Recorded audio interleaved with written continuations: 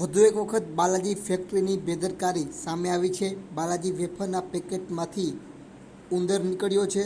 બોટાદ જિલ્લાના ગઢડા તાલુકાના સાળંગપડા ગામે રહેતા કલ્પેશ મેરના દીકરી બાલાજીની વેફર લાવ્યા હતા, ત્યારે બાલાજીની વેફરમાંથી ઉંદર નીકળતા તેઓ ગભરાઈ ગયા હતા અને ઉંદર નીકળતાનો વિડીયો સોશિયલ મીડિયા પર વાયરલ થયો છે।